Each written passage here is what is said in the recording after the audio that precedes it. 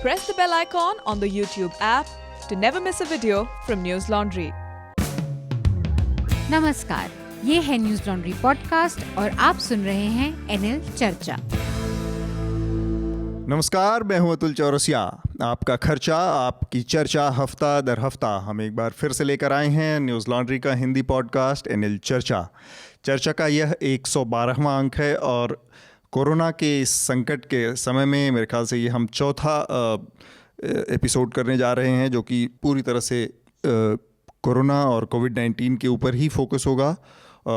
इसके इर्द गिर्द कई सारी चीज़ें हर हफ्ते लगातार हो रही हैं और देश ने इस समय फिर से लॉकडाउन का विस्तार कर दिया है। प्रधानमंत्री ने घोषणा की है कि अब 3 मई तक देश में लॉकडाउन जारी रहेगा। इस बीच कुछ जो ज़रूरी सेवाएं हैं उसमें ढील दी जाती रहेगी और वो अपने हिसाब से चलती रहेंगी, लेकिन बाकी गतिविधियां रुकी रहेंगी। अभी जो मेरे साथ 3 मेहमान हैं इस बार, वो 3 के तीनों हमारे न्यूज़ लॉन्ड्री के ही पत्रकार हैं, तो उनका एक बार मैं आपसे परिचय करा दूं। आनंद हमारे साथ पटना से जुड़ रहे हैं। आनंद वर्धन, स्वागत है आनंद आपका चर्चा में। नमस्कार। और इसके अलावा मेघनाथ हैं हमारे साथ, हमारे असिस्टेंट एडिटर। मेघनाथ, स्वागत है आपका चर्चा में। नमस्ते। और साथ में हमारे सबसे नए साथी न्यूज़ लॉन्ड्री के शार्दुल कात्यायन भोपाल से, आपका भी स्वागत है शार्दुल। हेलो। जल्दी से मैं एक बार सरसरी तौर पर जो विषय हैं उनकी चर्चा कर लूँ, उनका जिक्र कर दूँ और फिर हम अपनी चर्चा को शुरू करते हैं। और मैं चाहूँगा कि अलग अलग जगहों पर मौजूद आप लोग हैं तो अलग अलग उन जगहों के बारे में भी थोड़ी सी जानकारी थोड़ा सा एक हमारे श्रोताओं को देंगे, जिससे कि उनके भोपाल, दिल्ली और पटना, भोपाल और दिल्ली। हाँ, पटना, भोपाल और दिल्ली। तो ये जो एक बड़ी घटना हुई पिछले हफ्ते, वो ये कि मुंबई का बांद्रा इलाका है, वहाँ पर काफ़ी बड़ी संख्या में, हज़ारों की संख्या में लोग कुछ अफवाहों का शिकार होकर पहुँच गए और जिसके चलते वहाँ एक असहज स्थिति उत्पन्न हो गई। लॉकडाउन को लोगों ने तोड़कर वहाँ पर इकट्ठा हुए थे। उसके बाद पुलिस ने वहाँ पर लाठीचार्ज भी किया लोगों को हटाने के लिए। ये कहा गया कि कुछ अफवाह फैली थी कि वहाँ से ट्रेनें चलेंगी जो कि लोगों को, वहाँ पर काम करने वाले जो प्रवासी मजदूर हैं अलग अलग इलाकों के देश के, उनको उनके घरों तक पहुँचाएगी। इस चक्कर में वहाँ पर लोग इकट्ठा हुए। इस मामले में पुलिस ने कार्रवाई भी की है और लोगों को गिरफ्तार भी किया है। इसी से जुड़ा एक और मामला है जो कि पुलिस ने जिन लोगों को गिरफ्तार किया है, करीब 11 लोगों की गिरफ्तारी हुई है, जिसमें एबीपी माझा जो न्यूज़ चैनल है उसके पत्रकार हैं राहुल कुलकर्णी, उनको गिरफ्तार किया है। इसके अलावा विनय दुबे नाम के एक वहाँ के एक्टिविस्ट हैं, उनको गिरफ्तार किया है। तो ये बड़ा मामला एक हमारे सामने आया कि किस तरह से अफवाह के चक्कर में एक असहज स्थिति, एक बड़ी दर्दनाक स्थिति पैदा हुई और वहाँ पर रह रहे फंसे हुए लोग अचानक से बाहर आ गए अपने घरों से। सर, ये विनय दुबे जो थे वही थे ना जो वीडियो सर्कुलेट कर रहे थे और लोगों को इंस्टिगेट कर रहे थे? बिल्कुल। तो विनय दुबे का एक पॉलिटिकल अपनी हिस्ट्री है। हाँ, पॉलिटिकल एक्टिविस्ट है और वो लेबर यूनियन जैसी एक चीज़ चलाते हैं बॉम्बे में। तो उन्होंने, चूँकि उनकी स्थिति को देख के और बहुत सारे जो लेबर हैं फंसे हुए वहाँ पर, उनकी बुरी स्थिति को देख के उनसे उसको इस लॉकडाउन को तोड़ने की अपील की थी और ये सब चीज़ें, इस तरह के वीडियो उन्होंने सर्कुलेट किए थे, तो इसलिए उनको गिरफ्तार किया गया है। इसके अलावा एक और घटना सूरत में हुई है। सूरत में पिछले 2 हफ्तों के दौरान दूसरी बार ये घटना हुई है जब लोग सड़कों पर उतर आए हैं। जो लेबर क्लास है, जो वहाँ पर दिहाड़ी मजदूर और ये प्रवासी लोग हैं, वो वहाँ पर इकट्ठा हुए।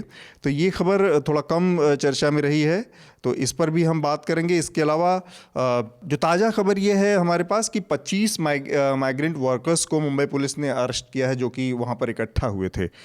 तो इसके अलावा देश में जो हॉटस्पॉट्स हैं सर, वो एक और ऐसी सिमिलर ही चीज हुई थी, वो मुरादाबाद में जो कल हुआ कि डॉक्टर्स पर अटैक हो गया। डॉक्टर जो सुरक्षा जो चिकित्सा कर्मी हैं और जो इससे जुड़े लोग, स्टाफ है, उनके ऊपर अटैक हुआ। ये दूसरी बार इस तरह का हमला देखने को मिला। इससे पहले इंदौर में हुआ था। तो ये भी एक बड़ी चिंता का विषय है। दूसरा एक मामला, ये जो तीनों न्यूज़ अभी आपने जो बताए वो कोविड रायट्स के कैटेगरी में आ सकते हैं, क्योंकि अभी ये जो सिचुएशन जो बढ़ती जा रही है वो सब अब ये सिमिलर न्यूज ही आ रही है कि मतलब क्लैशेस हो रहे हैं, ग्रुप क्लैशेस एक्सेट्रा। ठीक बात। और देश में 170 हॉटस्पॉट्स इस समय कोविड 19 के हैं, हो चुके हैं, जो कि जिनकी संख्या भी तेज़ी से बढ़ रही है। तो इस पर भी हम देखेंगे कि कैसे इस आगे आने वाले समय में क्या स्थितियां हैं। इसके अलावा उत्तर प्रदेश में, जैसा कि मेघनाथ ने बताया, मुरादाबाद ज़िले में चिकित्सा स्टाफ के ऊपर हमला हुआ। और अमेरिका से एक बड़ी महत्वपूर्ण खबर है कि वहाँ पर कोरोना से मरने वालों की संख्या 25,000 पार कर गई है, जो कि इटली और स्पेन से भी अब ज़्यादा हो चुका है। और इसके अलावा डोनाल्ड ट्रंप ने एक और महत्वपूर्ण घोषणा की है। उन्होंने वर्ल्ड हेल्थ ऑर्गेनाइजेशन की जो फंडिंग है उसको अभी रोकने की घोषणा की है। उनका ये कहना है कि वर्ल्ड हेल्थ WHO ने इस मामले में ठीक से इस मामले का न तो प्रबंधन किया, बल्कि इस मामले को और उलझाया, इसको कवर अप किया, और जिसकी वजह से कोरोना का मामला पूरी दुनिया के सामने इतनी बुरी तरह से फैल गया। तो ये कुछ महत्वपूर्ण विषय हैं जो कि हम चर्चा में शामिल करेंगे।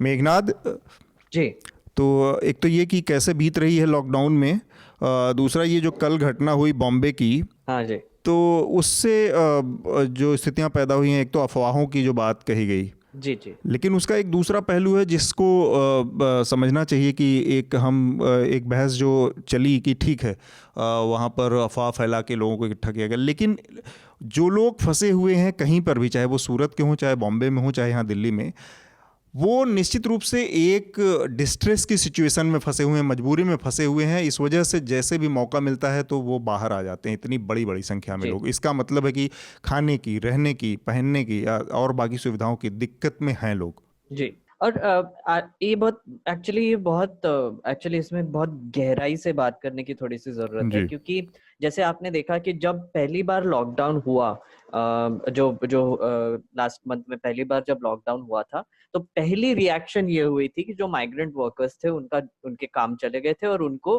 घर जाना था। तो फिर वो बस स्टैंड की तरफ और गए, ट्रेन स्टेशन की तरफ गए, और फिर आखिर वो चलने लगे हाईवे पे, उत्तर प्रदेश जाने लगे, बिहार तक के चलने लगे। वो डेस्परेशन तो तब से दिख ही रहा था, पर एक ऐसा भी सेक्शन था जो चल नहीं रहा था। I mean, वो चलना चाहते भी नहीं थे, वो बस वेट कर रहे थे कि ट्रांसपोर्टेशन शुरू हो जाएगा।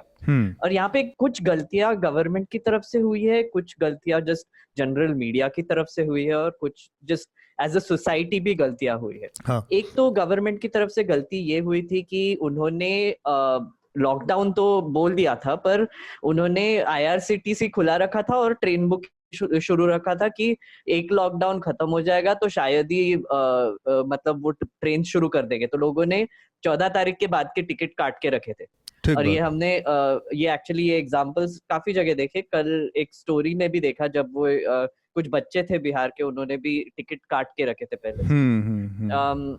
तो ऑब्वियसली लोगों को होप तो था ही कि शायद 14 तारीख के बाद ट्रेन शुरू हो जाएगी, ऐसे कोई क्लियर कम्युनिकेशन तो आया नहीं था। और लास्ट मिनट में ही अनाउंस, ये मोदी जी का स्टाइल है कि लास्ट मिनट में अनाउंस करना वो पसंद करते हैं। यस, ये बड़ी दिक्कत है कि आप इस तरह से आखिरी मौके पर आके एकदम अनाउंस करें 4 घंटे पहले बोल देंगे कि हाँ नहीं 14 तारीख को खत्म नहीं हो रहा है, हम एक्सटेंड कर रहे हैं। एक दिन पहले आके बोल देंगे कि हो गया, फिर आप देखते रहो जो करना है। दूसरी एक और चीज हुई कि ABP माझा नाम का एक मराठी चैनल है, उन्होंने एक खबर चलाई। ये एक्चुअली एक इंटरनल रेलवे का कम्युनिकेशन के बेस पे था कि वो उन्होंने बस बोला था कि हम स्पेशल प्रोविजंस करेंगे, उन्होंने कोई डेट नहीं दिया, कुछ नहीं दिया। एक्चुअली वो एक आने वाली स्थिति को आकलन करके एक आपस में बातचीत तैयारियों कर रहे थे कि जब ऐसा खुलेगा तो किस तरह की ट्रेनें कितनी चाहिए होंगी लोगों को आने जाने के लिए। जी, इंटरनल कम्युनिकेशन था वो डिपार्टमेंट का, और उन्होंने क्लियरली वो कम्युनिकेशन में ये भी बोला था कि अभी हमारी कैपेसिटी है नहीं, हम अभी भी कोशिश कर रहे हैं, कोई डेट नहीं दिया। तो ABP माझा ने उसको ऐसे चलाया कि अभी डेट अभी बस शुरू ही होने वाला है, स्पेशल ट्रेन की प्रोविजन करने वाली है। और मैंने जितना वो माझा का रिपोर्ट देखा, उसमें ऐसे उन्होंने ये भी बोला नहीं है कि 15 तारीख को शुरू हो जाएगा, 14 तारीख को, ऐसे कुछ बोला नहीं। हाँ। और फिर तीसरा जो था वो विनय दुबे का जो मैटर है। एक कोई एक्टिविस्ट है जो वीडियोस दिखा रहे हैं, माइग्रेंट वर्कर्स को घूम घूम के वीडियोस दिखा रहे थे, फेसबुक लाइव कर रहे थे कि ये ट्रेन शुरू होने वाली है, माइग्रेंट वर्कर्स के लिए प्रोविजंस किए जा रहे हैं, एक्सेट्रा एक्सेट्रा। वो भी एक सॉर्ट ऑफ रूमर मॉन्गरिंग का सिचुएशन हो गया। और एज अ सोसाइटी यहाँ पे एक और I think like landlords are to blame, क्योंकि हमने कुछ रिपोर्ट्स देखे जो एक्चुअली जो न्यूज चैनल्स ने एफर्ट लिया ग्राउंड पे जाके रिपोर्ट करने का, उन्होंने ये बताया कि काफी जो वर्कर्स थे उनको घर से निकाला गया क्योंकि उनके पास जॉब नहीं था, और अप्रैल के बिगिनिंग में निकाला गया क्योंकि उन्होंने पिछले मंथ का रेंट नहीं दिया था। और फिर तब से वो बस रेलवे स्टेशन और बस स्टैंड के बाजू में रह रहे थे, ताकि जब भी शुरू हो जाए तो जल्दी से वो बैठ के अपने गांव चले जाए, ट्रेन मिल जाए, बस मिल जाए, जो भी मिल जाए। तो ये सिचुएशन काफी डेस्परेशन की है, जो कॉम्बिनेशन ऑफ इवेंट्स हो गए हैं जिसकी वजह से ये बांद्रा में जो हमको देखने मिला वो ऐसे हुआ।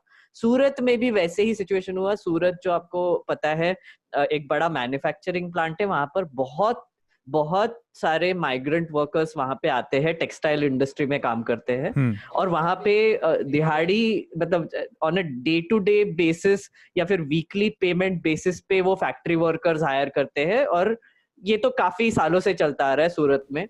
तो वहां पे ऑब्वियसली यही सिमिलर सिचुएशन हो गए जहाँ पे ट्रांसपोर्टेशन शुरू नहीं था और लोगों को पता नहीं था क्या करना है, भूखे हैं, पैसे नहीं है, घर नहीं जा सकते, तो डेस्परेशन तो बढ़ेगा ही। तो इसका सब कॉम्बिनेशन हो रहा है, और आई थिंक लोग निकल पड़ रहे हैं इस चक्कर में बाहर।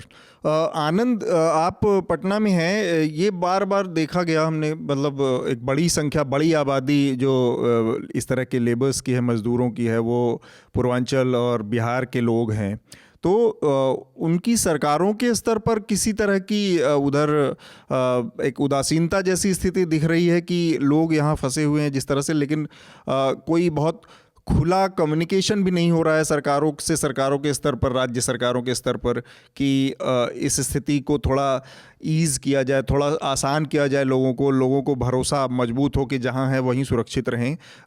मैंने अभी तक नीतीश कुमार का, जबकि बड़ी आबादी उत्तर प्रदेश और बिहार के लोगों की है, लेकिन योगी आदित्यनाथ या नीतीश कुमार का इस दिशा में कोई बयान या कुछ ऐसा सुनने को अभी तक नहीं आया कि उन्होंने महाराष्ट्र सरकार से या महाराष्ट्र के एडमिनिस्ट्रेशन से कोई कोऑर्डिनेशन करने की पहल की हो। नहीं, मेरे ख्याल से हर राज्य सरकार ने अपने अपने स्तर पर इस आपदा प्रबंधन में काम किया है। मेरा मानना है कि सामान्य स्थिति में भारतीय नौकरशाही या नेतृत्व इनएफिशिएंट हो, कारगर नहीं हो, लेकिन आपदा में अपनी क्षमता पर उठकर कुछ काम कर देती है, नौकरशाही खासकर। और बिहार की मैं बात लूं तो 2-3 चीजें हैं कि राज्य सरकार ने रिस्पांस दिया है इसका, राज्य सरकार ने कई चीजें इसके लिए की। अच्छा, इस पर मैंने लिखा भी है एक आर्टिकल पिछले महीने, शायद हाँ पिछले महीने, आप पढ़ सकते हैं। कई शुरुआत से ही प्रवासी मजदूरों के लिए, बिहारी प्रवासी मजदूरों के लिए उन्होंने हेल्पलाइन दिया, कई नंबर दिए, पैसा भी ट्रांसफर किया सब अकाउंट में जो कि आधार से जुड़े हुए, और कई उनके परिवार कई योजनाओं के लाभार्थी थे यहाँ उनको, और खाने पीने की भी व्यवस्था उन्होंने करवाई। लेकिन इन सब के बावजूद, जबकि स्थानीय प्रशासन जो है या स्थानीय सरकार जहाँ है, मान लीजिए महाराष्ट्र सरकार, दिल्ली सरकार, उन लोगों ने भी अपने स्तर पे किया, लेकिन इस पर भी प्रवासी मजदूरों का एक बड़ा जो भाग है वो इन सब चीजों के बावजूद नहीं रुकेगा। उसके भी कई कारण हैं। जब हम प्रवासी मजदूर कहते हैं तो उसको एक मोनोलिथिक एंटिटी मान लेते हैं कि सभी एक ही प्रकार के होंगे, लेकिन बहुत की चिंताएं, जैसा कि मेघनाथ बता रहे थे, वैसी होगी, जैसे मकान मालिकों का व्यवहार, कुछ अनिश्चितता की स्थिति में कि अब ये पता नहीं कब तक रहेगा, क्योंकि जो डेस्परेट टाइम्स में लोग अपने को बहुत अनएक्सपेक्टेड तरीकों से देखने लगते हैं, और रोजगार का अचानक चला जाना, ये सभी चीजें हैं। लेकिन मैंने जो कुछ लोग अलग अलग गांव में लौटे हैं, उनसे मैंने जो बात की, तो कई के सबके जो है एक ही कारण नहीं थे।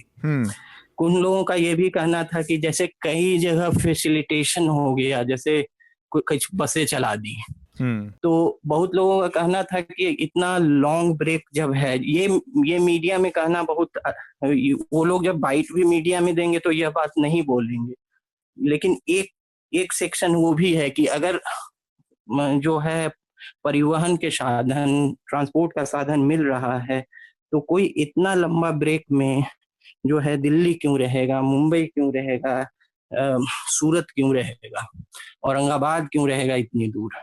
तो इतनी बड़ी छुट्टी तो होली और छठ में भी नहीं होती, घर ही क्यों नहीं जाए। तो एक ये है। दूसरी एक मानसिकता काम करती है कि कोरोना का जो इन्फेक्शियस नेचर है उसको लेके लोगों में ये भी डर बैठा था कि वो गांव में अपने ज्यादा सेफ हैं और क्राउडेड सिटीज में उतने नहीं हैं। ठीक बात है। जो गरीब तबका है उसके लिए ये एक तरह से वाजिब भी बात लगती है कि गाँव में यहाँ के मुकाबले थोड़ा स्पेस होगा। हाँ, उनको। और ये भी एक बात है कि इतनी अवेयरनेस है लोगों को कि अभी सिटी में डेंजरस सिचुएशन हो गया है तो गांव में लौट के शायद सेफ रहेंगे। हाँ, सेफ हैं। और उन्हें ये भी लगता है कि गांव वगैरह में खासकर विदेशों की यात्रा करके जो लोग लौटे हैं उनसे उनका संपर्क होने की संभावना बहुत कम है। हाँ। गांव उनके दिमाग में यह है कि ये विदेश से लौटे लोगों द्वारा ही फैलाई हुई बीमारी है और गांव में उनका इनसे कांटेक्ट नहीं होगा, वहां वो ज्यादा सेफ है। ठीक बात। तो बहुत, मेरे कहने का मतलब बहुत सारे फैक्टर्स इसमें जुड़े हैं। न्यूज लॉन्ड्री के सभी पॉडकास्ट टिचर, आईट्यूज और दूसरे पॉडकास्ट प्लेटफॉर्म पे उपलब्ध हैं। खबरों को विज्ञापन के दबाव से आजाद रखें, न्यूज लॉन्ड्री को सब्सक्राइब करें।